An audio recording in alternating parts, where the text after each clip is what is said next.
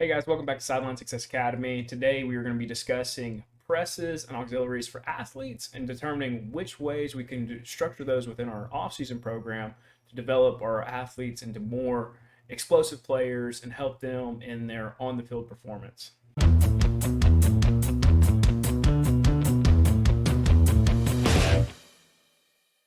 So as we kind of wrap up this off-season series, we're talking specifically about weight room type stuff that I can do to increase on the field performance. I want to wrap it up talking about presses and auxiliary movements that we can do to kind of increase athletic performance. And immediately when we mention the word presses, our mind automatically goes to the bench press.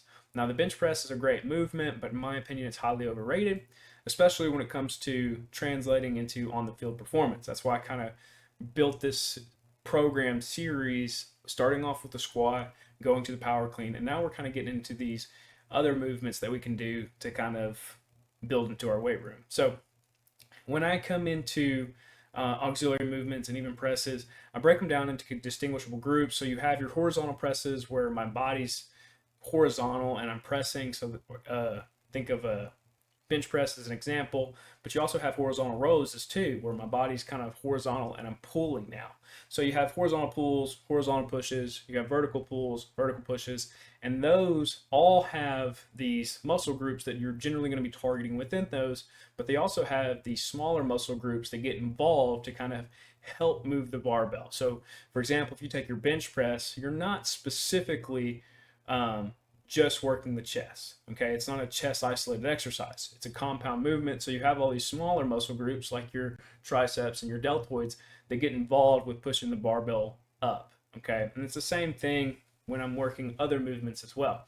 And so when you're talking about your presses that you want your athletes to do, I think that the bench press is going to be there just because it's been a staple chest movement for a long time, but I don't think that it's the only one. In my opinion, incline barbell press, you're actually going to get a lot more chest growth from an incline barbell press, and then you're also going to get a lot less shoulder strain just because of the angle that the barbell is at. If they do it correctly, you're not going to have as much shoulder strain as coming down for a flat barbell press. So I think incorporating an incline barbell press, which is probably what you're doing anyways, and rotating that in there, kind of replacing a chest bench press movement at least 1 to 2 times a week, just to kind of throw that in there, will kind of help blow up that chest, and it allows them to get away from some of that shoulder strain that might happen. I'm also a big proponent of vertical pressing with a barbell, so you kind of think of a barbell overhead shoulder press. You can do those type of movements. You could do seated barbell shoulder press. You could even do seated dumbbell press. But any type of vertical movement where we're actually targeting our deltoids and not just getting that work through raises. I think that raises are a great tool. Lateral raises, front raises, rear delt raises. Those are a great tool. But physically pushing a barbell or pushing a dumbbell, because that's what athletes are going to be doing. If you think about how we move inside of sports, all right, and sometimes our bodies are going to be in a position maybe we're not meant to be there, but we are firing with force in a vertical style pattern or near vertical pattern, and our shoulders need to be able to handle that.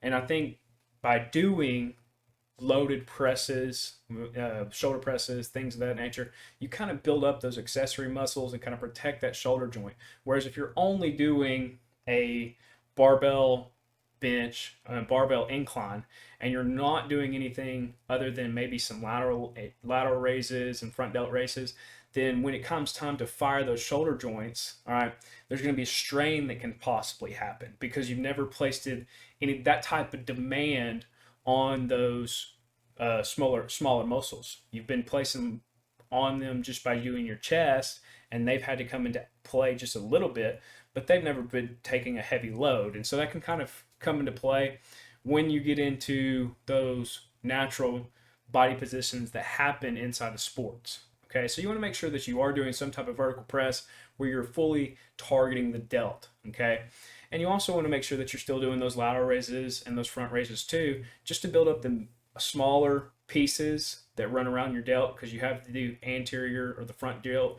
you have the medial, which is the side, and you also have the rear delt, posterior delt. And you want to make sure that you protect that so that you kind of limit some of those soft tissue injuries that can happen throughout football season. And doing those inside of your programming is essential to make sure that when it comes time to play, you actually have the muscle capacity to protect you in certain positions that if you hadn't have done them, they may cause injury. Now, you also have to be very careful about how you train them. Okay, so you again, we sometimes we get caught up in what we see on social media, and you have to be very careful about that, because just because somebody's doing on social media doesn't mean it's a good exercise, and just because it's getting views doesn't mean it's good exercise. A good exercise is something that we can do in the weight room that translates into on the field performance. If there's no direct correlation, if they're just doing it for fun, then that doesn't mean that it needs to be done in the weight room, right? There's a time for fun things, and we'll kind of talk about that later, but it just doesn't need to be in there just to be in there because you saw it on TikTok. So you want to make sure that what you're doing is translating to on the field performance. And that's kind of where we're going to go into next with the auxiliaries, but just making sure that you have your vertical pushes and your horizontal pushes programmed throughout to kind of build up those muscles in a way that prepares them for what they're going to be doing on the field. Hey coach, real quick, if you're getting value from this episode, I've got a small favor to ask. Take a second and share this video with another coach who could use a little extra encouragement today. Whether it's a teammate, someone in your district, or even a coach you look up to, pass it along. The mission here is to help build coaches up just like you, and it starts by spreading the word. So hit that share button, send it to a friend, and let's keep making an impact together. Thanks for being part of the team. All right, so we've been talking a lot about shoulder pressing and bench pressing and incline. Let's kind of talk about the complementary of that, which is going to be rowing. I think that rowing or back movements in general are an essential part of keeping an overall developed athletic body. So, for example, if I'm going to have a shoulder press, which is a vertical push, and then to kind of complement that in some way within my week of programming, I'm going to make sure that I'm going to target some type of vertical pull to kind of complement those two movements. All right, so vertical pushing, so maybe I have a shoulder press. All right, and then later in the workout I want to have some type of vertical pull movement, which would be like a pull-up. So you can do different variations of pull-ups, but you just want to make sure that you're targeting those back muscles, because back muscles are not just for looks. They are very involved with maintaining your body posture, strengthening the spine, those different things. So you want to make sure that you're doing those pretty frequently. I would almost do them in a 2-to-1 ratio of presses to back movements, just because that's how much more important your back group is than your chest group. Like your chest is just very, very small muscular group. If you look at the overlapping mass of muscles that is involved in your back, you can kind of begin to see how important it is and how many movements it takes to kind of hit those different different muscle groups. So making sure that you have some type of complementing program to hit those. So if I do a horizontal press, like a bench press, later in the workout, I may want to do some type of horizontal row. So that could be a bent row or a single arm dumbbell row. It doesn't really matter the style of row, but making sure that I'm using those to kind of complement each other. And you don't have to do it that way. Like, for example, if you wanted to structure it in a way where you're doing push one day and pull a separate day, it's just more or less about complementing the muscle groups over time inside your programming. You want to make sure that you're not doing too much of one and neglecting another. And that kind of goes back into what's most important in my programming. Am I developing this particular cycle for power, or am I developing this particular style for strength? And then you kind of pick and pull the exercises that are going to help you get to that overall group for your athletes. But just kind of making it a rule of thumb, okay, you do want to make sure that you're having movements that complement one another to develop an overall athletic body. You can't just do a ton of pressing, right? So let's say that my goal is to try and get them good at bench press, right? Or for whatever reason, that's my particular goal. It never has. But if I'm just doing ton and pressing to get them good at bench press and I start neglecting other things, well, what you'll end up seeing is they're going to be have slouch shoulders, right? All this is going to be super tight, and now they're not going to be able to do certain things that they used to do in the past because you've neglected those movements. So you want to make sure that when you build your program, you're coming at it with a purpose of athleticism. So they're not bodybuilders, they're not power lifters, they're not Olympic weightlifters. They're athletes who have to lift weights. And so when you do that, you kind of build your program around that. You want to make sure that it complements things that they're going to be doing within their sport. So make sure that you're doing that, selecting those movements. Now, when it comes to other auxiliaries, for example, you kind of talked about the lateral raises, the front raises, protecting the shoulder. Well, there's things that you can do along with those to build more athletic performance. So if you kind of paid any attention to the other video, we talked about squats and squat style replacements. Well, if you look at movements that are similar to what you want to be doing, but you're not interested in doing the compound movement itself. So for example, on a day where I want the focus to be squat, but we need to do some type of press, and I want to do some type of horizontal press. Well, if bench press has already been hit, well, instead of doing a bench press, I may change it to a different style of horizontal press. And that could be in the variation of a dip. It could be in the variation of a dumbbell bench press. It could be in the variation of a dumbbell incline press. It just depends on what you're trying to do within your particular program. So you want to make sure that you're selecting auxiliaries that match them. Now, something that I really enjoy that maybe you don't have access to is doing landmine movements. I think landmine movements are a great thing for athletes because now you can be as explosive as you want to be, but because of the fixed path of the landmine, you're no longer, I wouldn't say no longer, you're at a much lower risk of injury than trying to do it with a traditional free weight. Okay, does that make sense? So if I was to take an explosive movement, say it was dumbbells, barbell, didn't matter, and I'm firing with my shoulders, right? Well, at a certain point, I get fatigued. What happens? My, balance starts to suffer. Okay, my accessory movements start to get fatigued. We end up getting some head wobbling, and now we're at a higher risk of injury. Well, with a landmine, the path is fixed because the end of the barbell is stuck inside that little piece, and now I'm firing, but I have the safety assurance. It's not 100% guaranteed, but safety assurance that landmine is going to kind of help guide it down. Okay, and now I can be explosive and I can be intentional about developing those types of things. So landmine movements are a great thing. You can do landmine shoulder presses, landmine chest presses, landmine rows.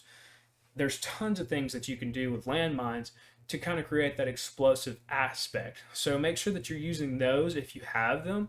They're kind of like a little circular attachment, right? And if you don't have them, see about getting them for your program, and you can start incorporating them into your everyday workouts because they are worth it. They're worth every penny of it. You can squat with them, you can do any type of movement with them, and you can create explosive components. You can do isometric components. You can do a lot of different things with your landmines, and it's just an overall great piece of equipment for athletes. If you were not doing a major hamstring style movement, if you don't have a staple hamstring movement, then you just stop your programming now and pick one hamstring movement that you want your team to get good at. And so when we think hamstring, all right, you want to think of the back of the legs. Well, the back of the legs is not going to be necessarily targeted in a squat. I mean, some people do have hamstring involved. Do have hamstring involved in squats, and this everybody's got hamstring involvement in squats, so I should say, but it's not as dominant or present in most people because when you're doing a squat, most of the time it's going to be the quads, the glutes that are carrying a bunch of the load, and the hamstrings are doing a little bit.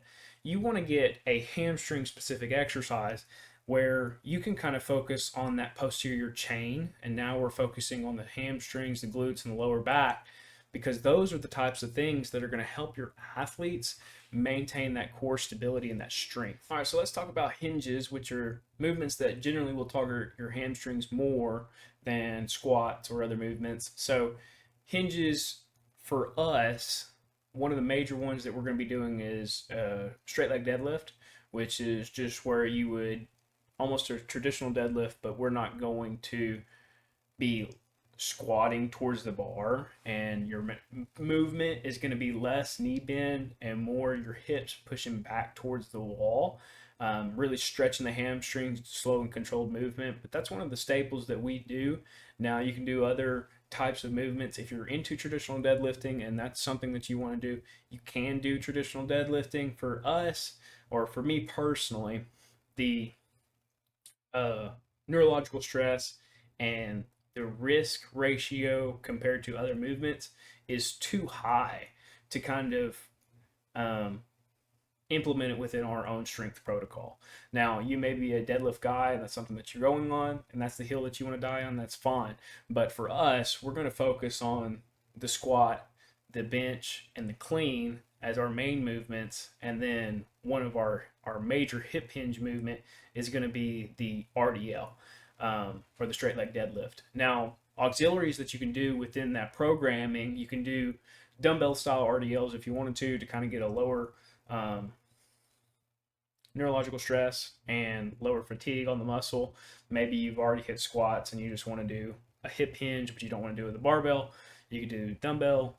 You could also do a single leg kettlebell, which is very difficult. It works a lot of the smaller ligaments and stuff on stability that you wouldn't get with a bilateral deadlift. Okay, so make sure that you're doing those single leg movements just like you would with your squat type movements. Like most of you guys would agree, the lunge is important, a split squat is important. Those things are important. It's the same thing with an RDL almost. You still want to work some of that unilateral movement when you're working your hinges too.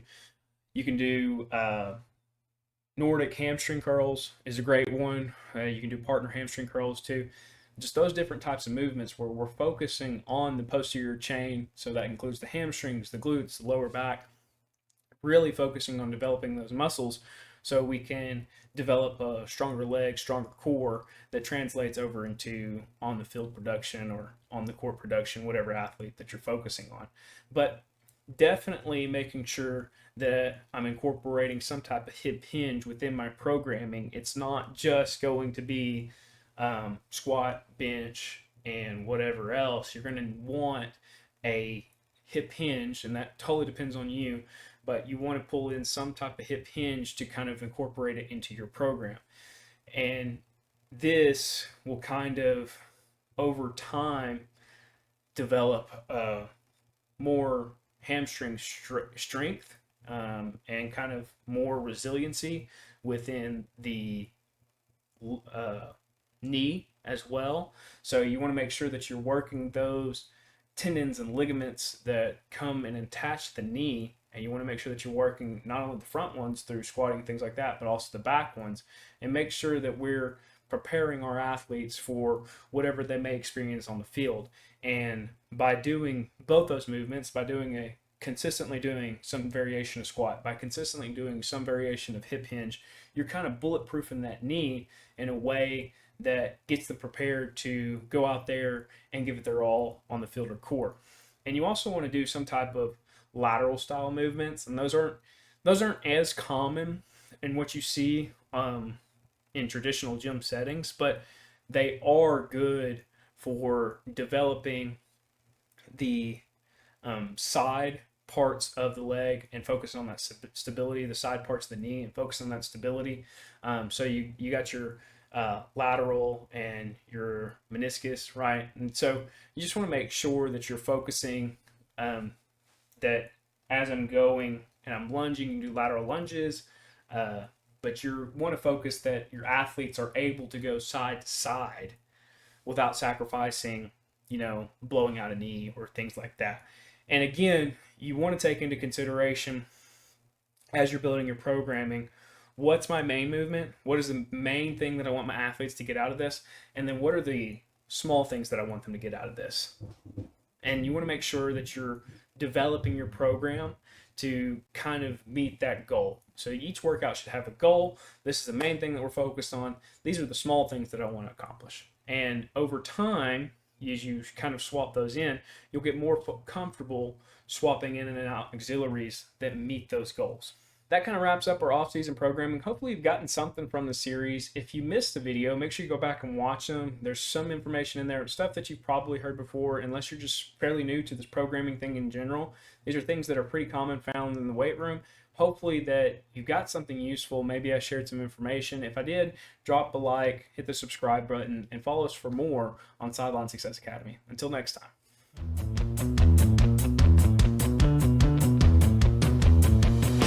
Thanks for joining us on today's episode of Faith, Family, and Football. If you got value from this episode, make sure to subscribe so that you never miss a new drop. And don't forget, head over to SidelineSuccessAcademy.com to grab your free ebook, The 10 Things to Know Before You Start Coaching. And this applies to all coaches. Plus, for all my football coaches out there, you can grab my full 3-4 defensive playbook. And right now, you can save $10 with the code PODDISCOUNT10 at checkout. Again, that's PODDISCOUNT10. Thanks for hanging out with me. Stay strong in your faith, lead your family, and coach with confidence.